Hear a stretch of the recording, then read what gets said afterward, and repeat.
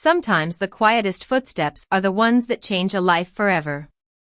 The quarterly executive meeting at Carter Holdings had always begun with perfect timing.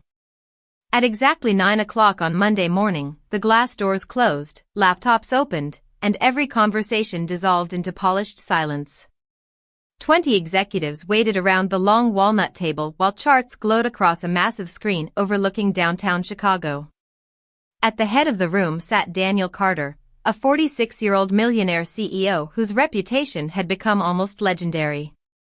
Investors admired him. Competitors feared him. Employees respected him enough to lower their voices whenever he walked past. He rarely smiled, never wasted words, and believed every minute carried a price. The city stretched behind him beneath a pale autumn sky, the streets already filling with yellow cabs and hurried commuters, yet from the top floor everything looked distant, almost unreal. Daniel adjusted the cuff of his charcoal suit without looking away from the financial projections. Another acquisition. Another record-breaking quarter. Another achievement that somehow felt exactly like the one before. His assistant quietly placed a folder beside him, but before he could open it, the conference room doors slid apart with a soft chime. Every head turned at once. Standing alone in the doorway was a little girl no older than 6. She had soft blonde hair gathered with a faded blue ribbon and wore a light cream cardigan that looked carefully washed but well worn. Her small white sneakers barely made a sound against the polished floor as she stepped inside, hugging a bright red lunchbox against her chest with both hands. She wasn't crying. She wasn't frightened. She simply looked around the enormous room with wide blue eyes, searching every unfamiliar face until they settled on the man at the end of the table. The room fell completely silent. One executive slowly lowered his pen. Another stopped halfway through sipping his coffee. Even the presentation screen seemed forgotten. The little girl offered an apologetic smile that somehow made the expensive room feel smaller. "Excuse me," she said softly, her voice clear enough to reach every corner of the conference room. "My mommy is here for her interview, but the nice security man said she had to stay downstairs for a little while. She told me if we got separated, I should bring her folder to the boss because she didn't want to be late." Daniel looked at the plain manila folder resting carefully beneath her arm. No one spoke. The silence stretched just long enough for everyone to notice something unusual. Instead of interrupting the meeting or calling security, Daniel remained perfectly still, studying the child with an expression none of his executives recognized. There was no irritation. No impatience. Only quiet curiosity. The little girl walked forward one careful step at a time until she reached the edge of the long table. Then she placed the folder gently in front of him as though it contained something far more valuable than a resume. Still holding her little red lunchbox, she looked up and added with complete sincerity, "Mom says first impressions matter. I hope I didn't make hers worse." Daniel lowered his eyes to the folder without touching it immediately. Instead, he found himself looking back at the little girl whose steady gaze held none of the fear adults usually carried into this room. She simply waited, her fingers wrapped around the handle of the little red lunchbox as though patience were the most natural thing in the world. Around the table, several executives exchanged uncertain glances, unsure whether someone should escort her outside, but no one moved. Daniel finally spoke, his voice calm and measured. "What is your name?" The little girl smiled politely. "My name is Sophie Brooks, sir," she answered with the confidence of someone who had practiced good manners every day of her life. "And your mother?" "Emily Brooks. She said this interview is really important because she promised we would have our own apartment one day." Her words were simple, spoken without sadness or complaint, yet they settled over the room more heavily than the financial reports displayed across the giant screen. Daniel slowly placed one hand on the folder. "Where is your mother now?" Sophie looked toward the hallway. "She is downstairs talking to security. She forgot one paper in the car, and they said she has to wait for someone from Human Resources." She told me to stay where people could see me because getting lost inside a building this big would make her worry. A faint chuckle escaped one of the board members before quickly disappearing. The child had not intended to be funny, but her honesty softened the atmosphere in a way no executive presentation ever could. Daniel noticed something else. Sophie never once asked for sympathy. She never looked around the luxurious conference room with envy. Instead, her attention drifted toward the enormous windows overlooking Chicago. She stepped closer, her eyes sparkling as she admired the skyline stretching for miles beneath the clear morning light. "Wow," she whispered almost to herself. "Mom says people work really hard up here." Daniel followed her gaze. He had stood beside those same windows thousands of times. To him they had become nothing more than expensive glass separating meetings from the city below. Yet somehow, through the eyes of a 6-year-old, the view seemed different. Bigger. Full of possibility instead of routine. Sophie turned back toward him. "Do you work hard too, Mr. Carter?" The question caught him completely off guard. No one in years had asked him something so direct without expecting anything in return. He answered after a quiet pause. "Yes. Every day." She nodded thoughtfully, accepting the answer without judgment. "My mom works hard too. She says being kind is part of working hard because people remember how you make them feel." Another silence settled over the room, but this one felt warmer than before. Daniel glanced down at the folder resting beneath his hand. Beside it sat the little red lunchbox, its paint slightly chipped at the corners from years of careful use. It looked ordinary among polished laptops worth thousands of dollars, yet somehow it had become the one object in the room everyone noticed. For reasons Daniel could not explain, he found himself wondering what Sophie had packed inside, and why she held onto it as though it were carrying something far more important than lunch. "Sophie," noticed Daniel looking at the little red lunchbox, and a shy smile appeared across her face. "Would you like to see what is inside?" she asked. Before anyone could answer, she carefully unclipped the silver latch and lifted the lid with both hands. The executives expected to find a sandwich or a snack packed for a long morning. Instead, resting neatly inside was a folded sheet of white construction paper decorated with tiny blue stars drawn in crayon. Sophie unfolded it with remarkable care and placed it on the polished conference table. It was a colorful drawing of a smiling woman standing beside a tall office building. Bright yellow sunlight filled the sky, and beside the woman stood a little girl holding her hand. There was one empty space on the other side of Emily, outlined with faint pencil marks but left completely uncolored. Daniel found himself staring at that unfinished figure. "That is beautiful," he said quietly. Sophie beamed. "It is for my mom." She pointed toward the empty outline. "She said today could be the beginning of a brand new chapter, but I wanted to wait before I finished drawing it." Daniel tilted his head slightly. "Why leave someone out?" Sophie answered without hesitation. "Because Mommy says every story needs room for hope before you know how it ends." The words settled gently into the room, and for a long moment nobody spoke. One executive slowly closed his laptop. Another leaned back in his chair, no longer thinking about quarterly projections or market forecasts. Daniel glanced once more at the unfinished figure. It reminded him of something he had spent years trying not to remember. After his wife passed away, he had packed every family photograph into storage except one. It had shown 3 smiling faces standing together on a summer afternoon beside Lake Michigan.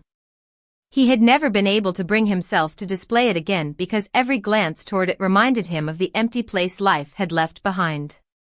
Yet here was a 6-year-old child who believed empty spaces were not only signs of loss. Sometimes they were invitations for tomorrow. The thought lingered quietly as the conference room doors opened again. Emily Brooks hurried inside, slightly out of breath, her cheeks flushed with embarrassment. She immediately spotted Sophie standing beside the conference table and covered her mouth with one hand. "Sophie," she whispered, rushing forward. I am so sorry. I told you to wait downstairs. Sophie looked up innocently. I tried, Mommy, but I remembered what you said. You told me first impressions matter. Emily looked toward Daniel, her face filled with sincere apology. Mr. Carter, I cannot tell you how sorry I am. I never imagined she would find her way here. If I have already lost this opportunity, I completely understand. Daniel remained seated, his eyes moving from Emily to the drawing resting on the table. Then he looked back at Sophie, who quietly folded the paper and placed it inside the lunchbox again as though protecting something precious. For the first time in years, Daniel ignored the carefully planned meeting agenda in front of him. Instead, he closed the financial report, folded his hands together, and looked at Emily with a calm expression. Mrs. Brooks, he said gently, I believe your interview has already begun. Emily stood frozen for a moment, unable to believe what she had just heard. She had spent the entire elevator ride preparing to explain a gap in her employment history, rehearsing answers about qualifications, software certifications, and years of administrative experience. Not once had she imagined the interview would begin with her 6-year-old daughter standing beside the most powerful executive in the company. Taking a slow breath, she straightened her navy blazer and offered Daniel a grateful smile. Thank you for giving me a chance, she said quietly. Daniel nodded toward the empty chair across from him. Please have a seat. His voice remained calm, but everyone around the table sensed the atmosphere had changed. The presentation screens still displayed financial forecasts, yet no one seemed interested in numbers anymore. Emily carefully sat down while Sophie remained beside her, hugging the little red lunchbox against her knees without making a sound. Daniel glanced at the resume before looking back at Emily. You have excellent recommendations, he said. Several previous employers described you as dependable, organized, and remarkably patient. What I would like to know is something they could not write on paper. Why do you want to work here? Emily lowered her eyes for a brief moment before answering honestly. Because I want stability for my daughter. I want her to grow up seeing that hard work can build a future, even if the journey takes longer than we hoped. Daniel listened without interrupting. There was no rehearsed speech in her answer, only quiet conviction. Tell me about the last 3 years, he continued. Emily smiled gently at Sophie before returning her attention to him. After Sophie's father passed away from an illness, life changed very quickly. I accepted temporary jobs whenever I could, worked evenings from home, and took classes online after Sophie went to sleep. It was not the career I imagined, but it allowed me to keep every promise I made to her. No one around the table spoke. Daniel noticed Sophie watching her mother with unmistakable admiration, as though every word simply confirmed what she had always believed. Did you ever think about relocating for better opportunities? Daniel asked. Emily nodded slowly. Several times. But Sophie had already lost enough. She needed familiar teachers, familiar neighbors, and the library where she loves reading every Saturday morning. I decided that giving her roots was more important than chasing a larger paycheck. Daniel leaned back slightly. Those words lingered with him. Throughout his career he had interviewed hundreds of applicants. Most spoke about ambition, promotions, or professional goals. Very few spoke about protecting someone else's sense of home. His eyes drifted toward the little lunchbox resting on Sophie's lap. May I ask something? He said, looking at the little girl. Sophie nodded politely. Why do you carry that lunchbox so carefully? Sophie smiled as though the answer were obvious. Because Mommy says important things do not always come in expensive boxes. Daniel felt the corners of his mouth lift almost without permission. It was not a broad smile, only the smallest one, but several executives noticed it immediately because none of them had seen it in years. At that moment, the interview no longer felt like a conversation about filling a position. It felt like 2 very different lives had unexpectedly crossed paths, and somewhere between a resume, a child's drawing, and a worn little lunchbox, Daniel began to wonder whether success had been measuring the wrong things all along. The interview continued without anyone noticing that nearly an hour had passed. Outside, the steady rhythm of downtown Chicago carried on below the glass walls, but inside the conference room time seemed to move differently. Daniel closed Emily's resume and rested his hands on the table. Every qualification he had intended to evaluate suddenly felt secondary to the character he had witnessed unfolding before him. He looked toward Sophie, who had quietly opened the little red lunchbox once more. This time she carefully removed a folded note written in blue ink. She held it close for a moment before smiling at her mother.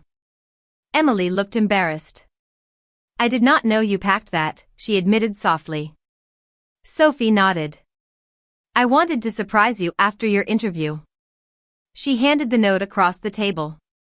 Emily unfolded it with gentle hands, and the room became silent once again. Written in careful block letters were the words, "Dear Mommy, I know you are going to do a great job today because you never stop trying. Even when you are tired, you still smile at me. I hope your new office has one kind person who reminds you to smile too. Love, Sophie." Emily blinked several times before lowering the note. She smiled, but tears of gratitude shimmered in her eyes. "She leaves little notes like this everywhere," she said quietly. "In my purse, beside the coffee maker, inside library books before we return them. She believes encouragement should surprise people." Daniel felt something tighten gently inside his chest. Without realizing it, he reached into the inside pocket of his suit jacket. His fingers brushed against an old folded piece of paper that had remained there for years. Slowly, he unfolded it. The edges had become worn from time. It was a crayon drawing his daughter had made long ago, showing the two of them holding hands beneath an oversized yellow sun. Across the top she had written, "Do not work too hard, Daddy. Save some smiles for me." He had carried it every single day, yet he had not looked at it in months. For a long moment he stared at the familiar handwriting before carefully placing it beside Sophie's note. The two drawings rested only inches apart, created by different children who had never met, yet somehow they seemed to speak the same language. Sophie leaned forward with innocent curiosity. "She must have loved you very much," she whispered. Daniel looked at the faded drawing before answering. "She did." Sophie smiled warmly.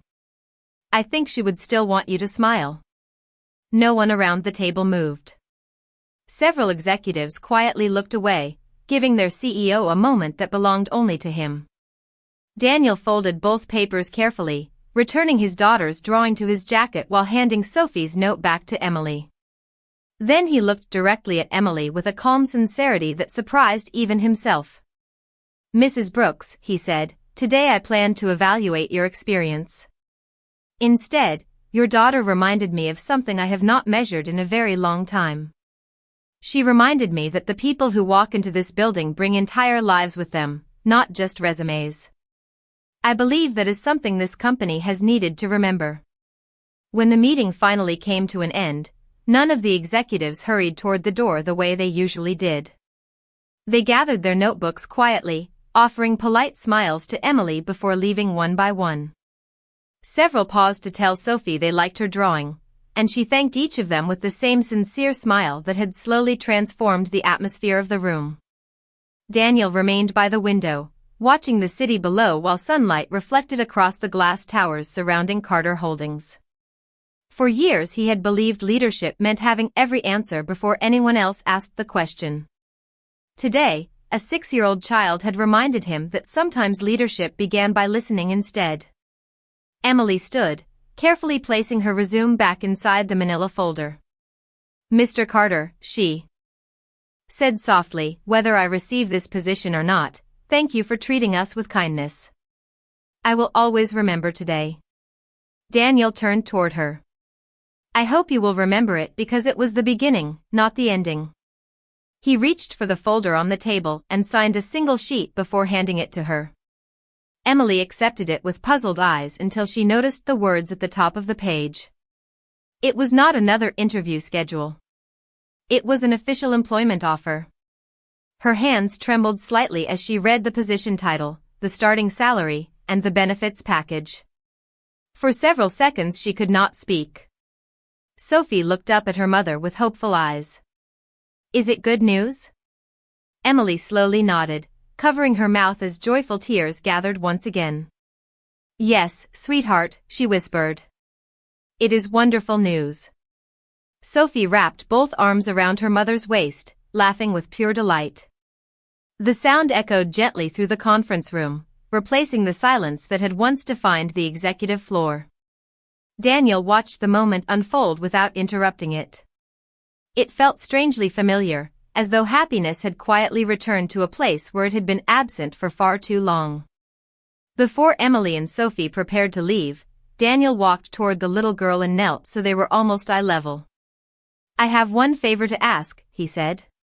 Sophie tilted her head. "What is it?" Daniel pointed toward the colorful drawing tucked safely inside the little red lunchbox. "When you finish that picture one day, I hope you will let me see it." Sophie smiled brightly. "I will. Mommy says stories take time, and pictures do too." Daniel nodded, understanding more than she realized. As the elevator doors closed behind Emily and Sophie, he slipped his daughter's old drawing back into his jacket pocket. For the first time in many years, he did not place it there out of grief. He carried it with quiet gratitude. Standing alone in the now peaceful conference room, he looked across the long table where financial reports still waited to be reviewed. Yet the figures on those pages no longer seemed like the most important part of his morning. Somewhere between a worn lunchbox, an unfinished drawing, and the simple faith of a little girl who believed every office needed one kind person, Daniel began to understand that the strongest companies were not built only by talented employees. They were built by people who never forgot the hearts waiting for them beyond the office doors. Over the next several weeks, Emily settled naturally into her new position, and her quiet professionalism quickly earned the respect of everyone around her. She arrived early every morning, greeted the maintenance staff by name, remembered birthdays, and somehow managed to bring calm to even the busiest afternoons. Every Friday after school, Sophie would stop by the office for a few minutes before heading home with her mother. She always carried the little red lunchbox, although everyone in the building had learned by now that it rarely contained food. Some days it held another drawing. Other days it carried handwritten notes meant to brighten someone's afternoon. Receptionists, accountants, and interns all discovered tiny messages tucked beside their keyboards that simply read, "I hope today is kind to you." The atmosphere inside Carter Holdings began changing in ways no quarterly report could measure. Employees lingered a little longer to help one another. Meetings became conversations instead of competitions. Even Daniel found himself walking through the office instead of remaining behind the closed doors of the executive suite. Yet not everyone welcomed the change. During a board strategy meeting late one afternoon, Richard Holloway, the longest-serving member of the board, leaned back in his chair with visible concern. "Daniel," he began carefully, "the culture feels different lately." Daniel looked up from the agenda. "Different how?" Richard folded his hands. "More personal. Less disciplined. Employees are talking about family bulletin boards, community lunches, and volunteer days instead of productivity targets. Some investors may question whether we are losing focus." Several board members remained silent, waiting for Daniel's response. He glanced through the conference room window toward the employee lounge below. Emily was helping a new assistant organize files while Sophie sat nearby after school, quietly coloring another picture without disturbing anyone. Their laughter drifted faintly through the glass. Richard continued. "You built this company by making difficult decisions without emotion. People admired that certainty. I simply do not want sentiment to replace standards." Daniel remained quiet for several moments before answering.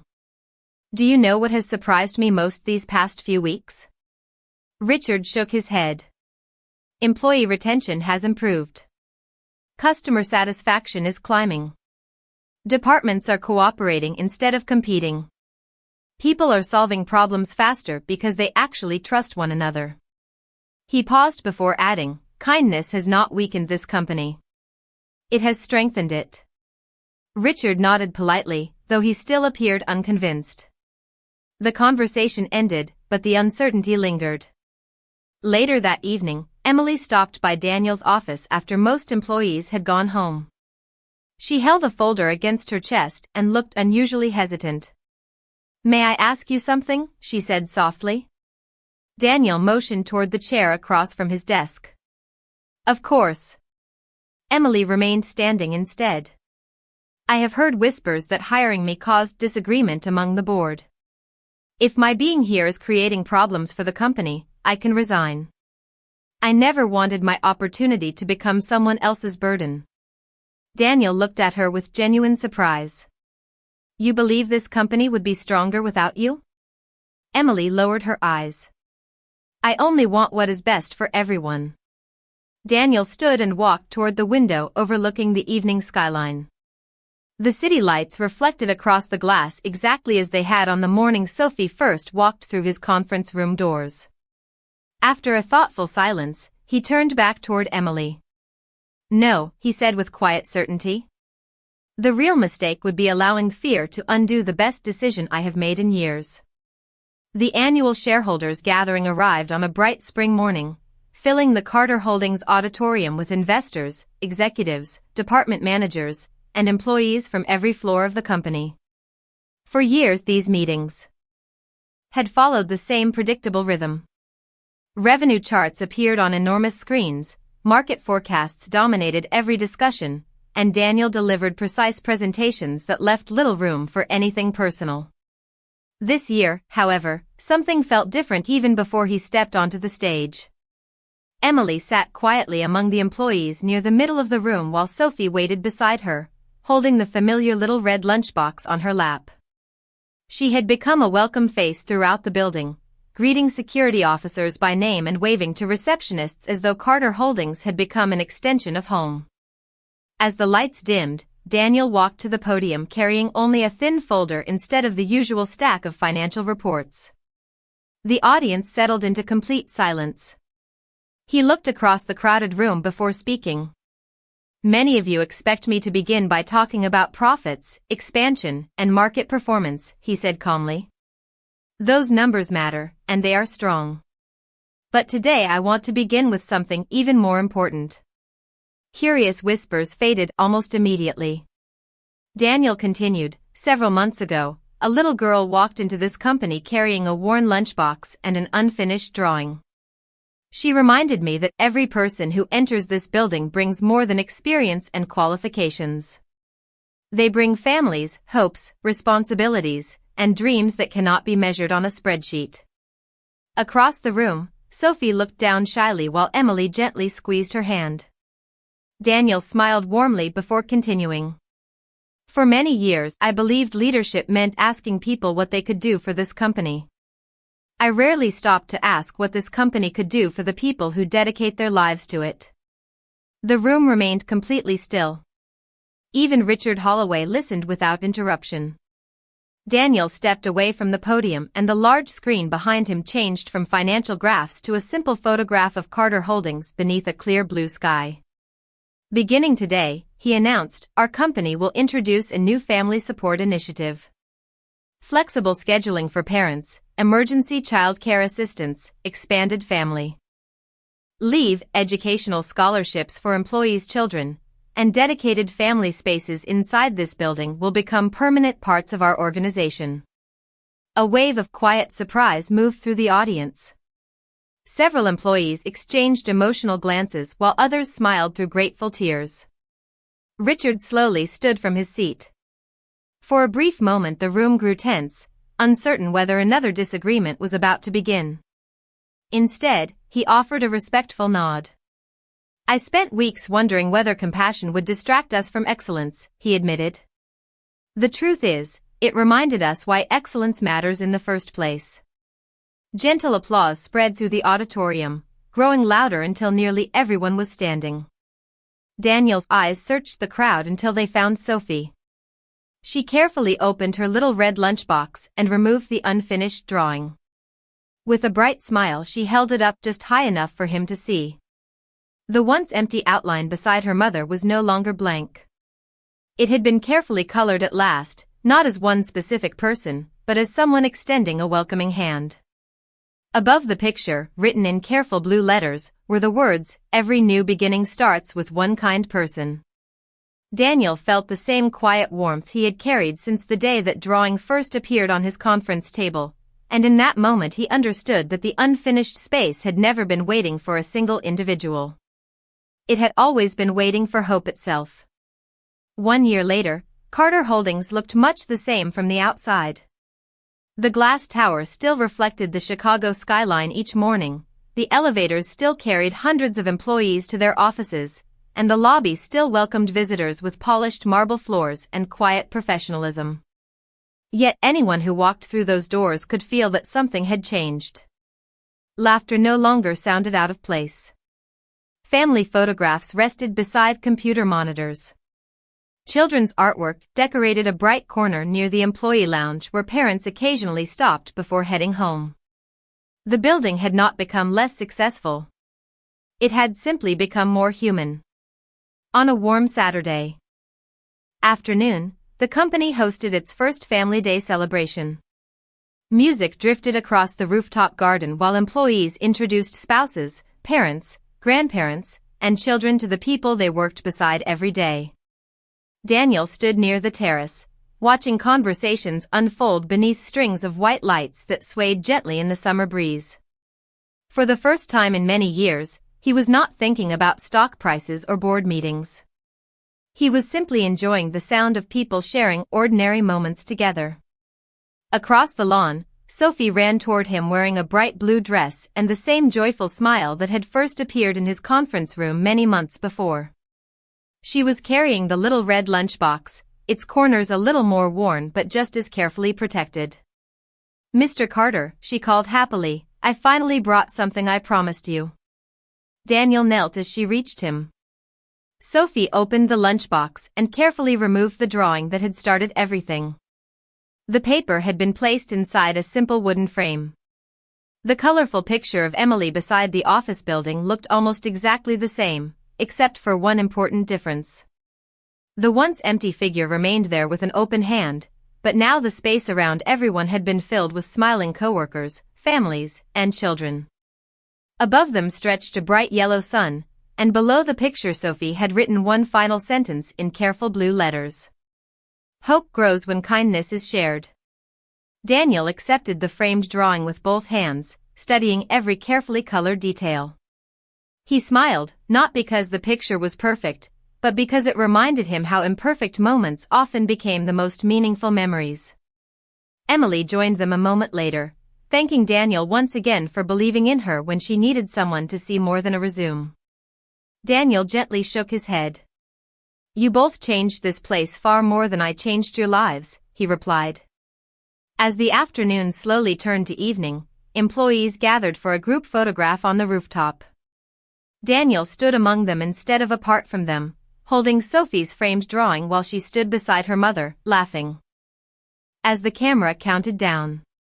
Later that evening, after everyone had gone home, Daniel returned to his office carrying the framed picture and his daughter's faded crayon drawing from years before. He placed them side by side on a shelf facing the city skyline where they would remain together every day. One reminded him of love that would always be cherished. The other reminded him that even after great loss, the heart still has room to welcome new light. As the last rays of sunlight faded beyond the buildings, Daniel looked out across the city with quiet gratitude, knowing that true success had never been measured by the height of the tower behind him or the fortune attached to his name. It had always been measured by the lives made warmer because someone chose to be kind, and sometimes all it takes to change an entire future is one little girl willing to walk through the right door with hope in her hands.